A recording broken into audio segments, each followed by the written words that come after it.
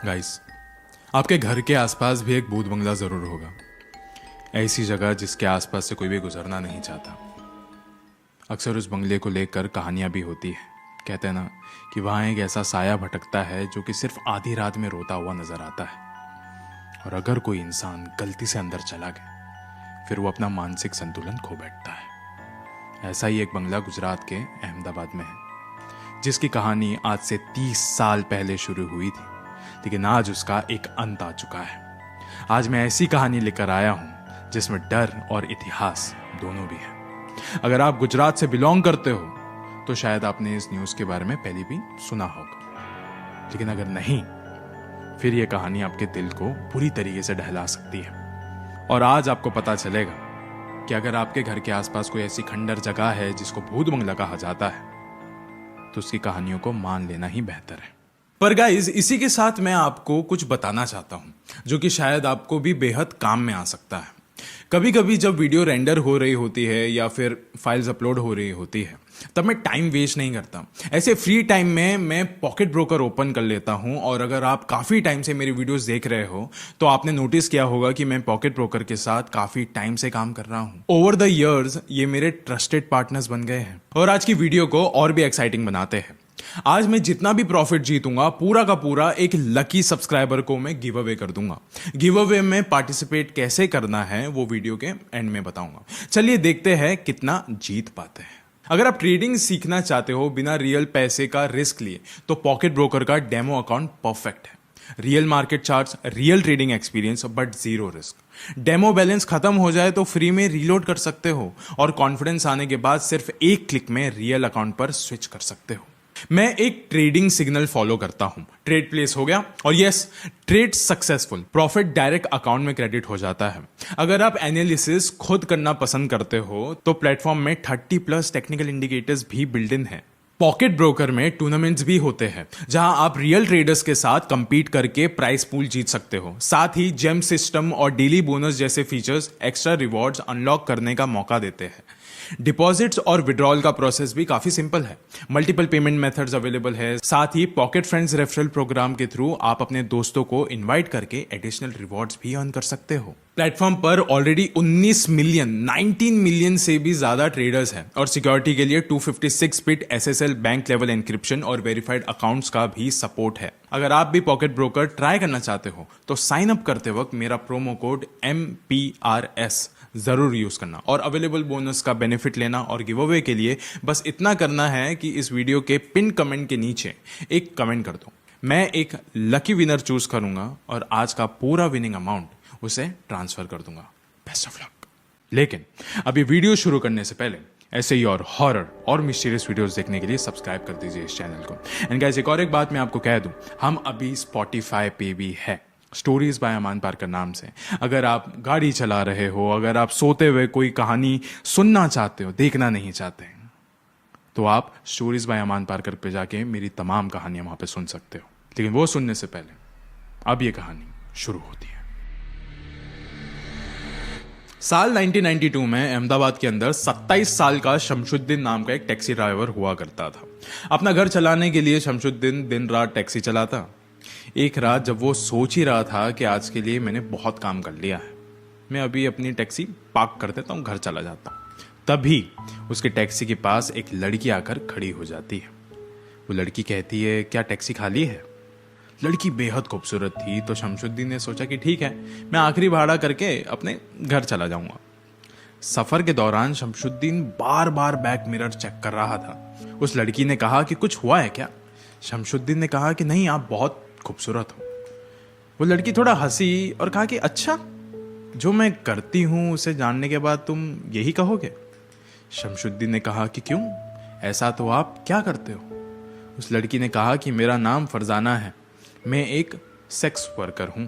उस पूरे सफर के दौरान शमशुद्दीन और फरजाना के बीच बहुत अच्छी खासी बातचीत होती है, जहां उसे पता चलता है कि फरजाना की उम्र तकरीबन 18 से 19 साल की थी। उसकी एक बार शादी टूट चुकी है। उसके बाद उसने ये ऐसा वाला काम करना शुरू किया था और अब उसके परिवार ने उसे घर से भी बेदखल कर दिया था। इस सबके बावजूद शमशुद्दीन को फरजाना काफी पसंद आ गई।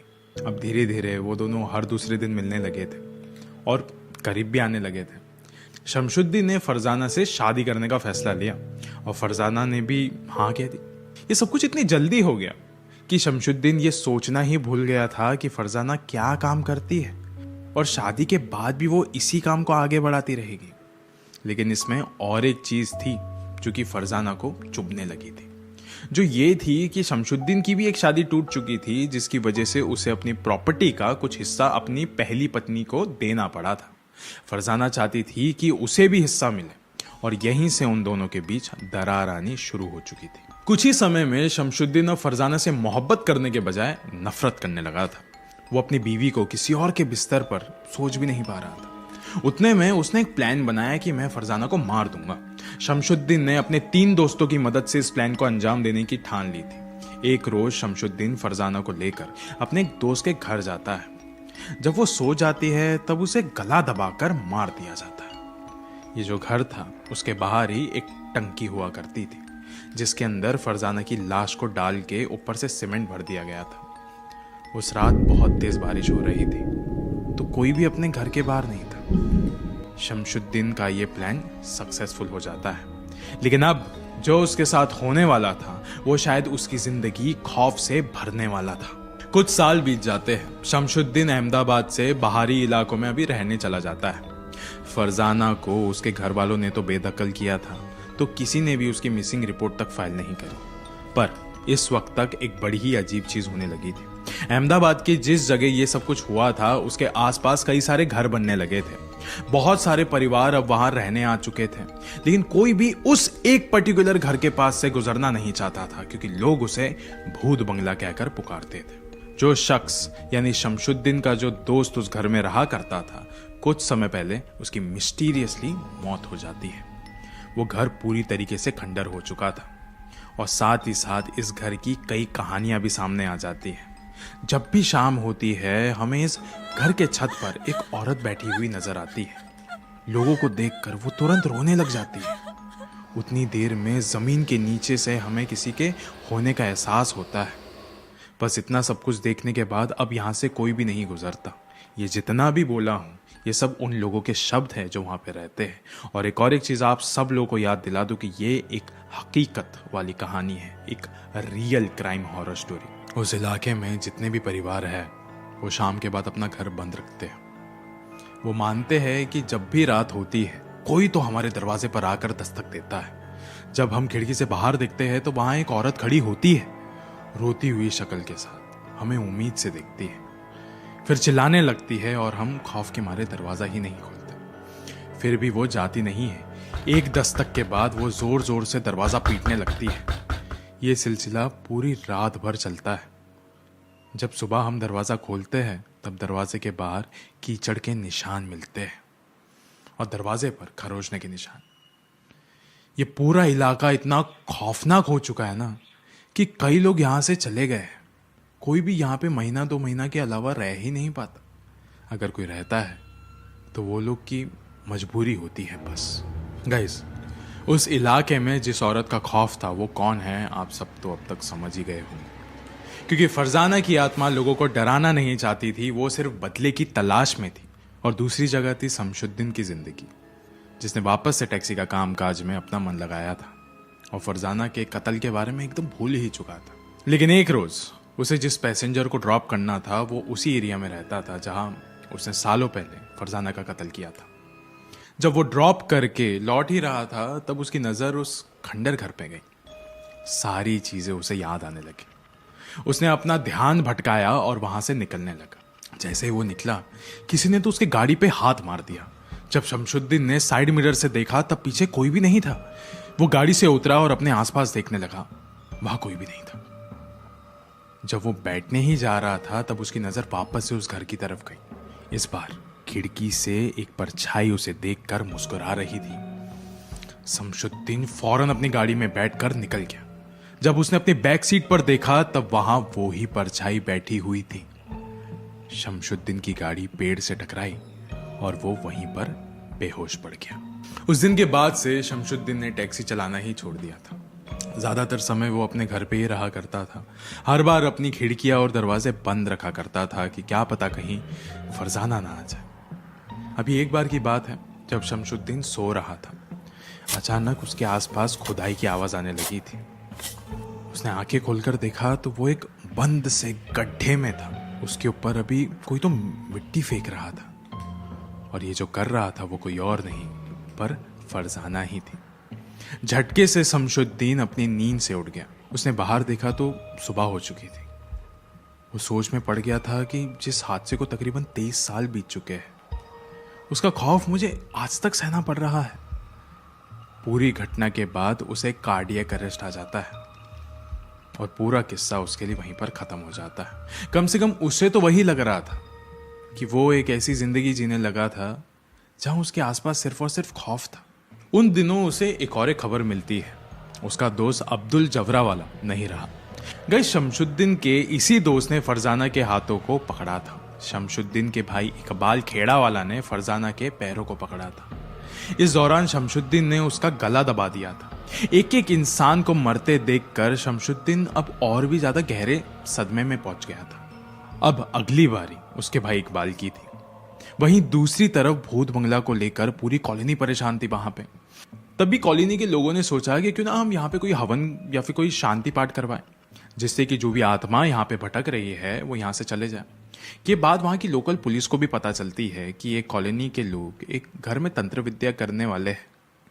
इससे पहले कि वो हो, पुलिस वहाँ पे पहुंच जाती है। जब पुलिस ने पूछताछ की तब सबने एक ही कहानी बताई।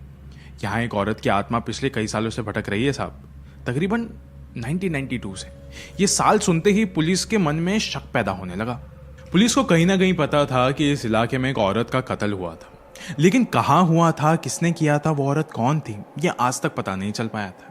पुलिस ने पूरे घर के आसपास के इलाकों को सील कर दिया था और खुदाई करनी शुरू कर दी थी। पास ही में जो टंकी का इलाका था उसके नीचे से कुछ हड्डियां बरामद होती है। जब पुलिस ने जांच करनी शुरू की तब डीएनए टेस्ट से पता चला कि ये जिसकी है उस औरत का नाम फरजाना है। जब ये न्यूज फैलने लगी तब शमशुद्दीन एक सदमे में पहुंच चुका था, क्योंकि 34 साल पहले किया गया उसका कांड अब सबके सामने आ गया था। जल्दी पुलिस उसके घर पहुंच गई थी और उसे अरेस्ट कर लिया था, जिसके साथ साथ उसके भाई को भी गिरफ्तार कर लिया गया था। जब उन दोनों को कस्टडी में लिया गया तब शमशुद्दीन ने कहा कि साहब, जब से आपने उन हड्डियों को निकाला है ना, उस वक्त से मुझे फरजाना दिखाई नहीं देती। ऐसा लग रहा है जैसे कि उसे दफन करने के बाद भी वो जिंदा होगी। तड़प कर हुई थी साहब उसकी मौत। मैंने देखा था उसकी आत्मा अब तक उसी घुटन में भटक रही होगी साहब, लेकिन जब आपने वो खड्डा खोदा ना तब वो शायद मुक्त हो गई। हमें और उस पूरे इलाके के कॉलोनी वाले जितने भी थे, आपने उन सबको ना खौफ से छुड़ा दिया साहब, उसके लिए शुक्रिया। आज इस वीडियो के अंत में मैं आपसे बस इतना ही कहना चाहता हूं कि आत्माएं इंतजार करती रहती है कि जब आप उस जगह वापस जाओगे तब आपको उसी खौफ का सामना करना पड़े, क्योंकि मुर्दों को दर्द नहीं होता, पर जब वो जिंदा लोगों को दर्द पहुंचाते हैं तब उन्हें सुकून मिलता है। और जब आप ऐसे किसी जगह के इतिहास के बारे में जानते हो तो वहां जाना तो क्या, वहां के बारे में सोचो भी मत। क्या पता एक रात आप बस बिस्तर में सो रहे हो और जब आपकी आंखें खुली तो आप ऐसी ही किसी खंडर पर पहुंच जाओ, हो सकता है। लेकिन अगर आपको ऐसी ही कहानियां सुननी है, सोते वक्त सुननी है, या फिर आपको वीडियो नहीं देखना है, सिर्फ कहानियां सुननी है, तो आप स्पॉटिफाई पे जाके सर्च कर सकते हो स्टोरीज बाय अमान पारकर। अभी जा सकते हो। शुक्रिया।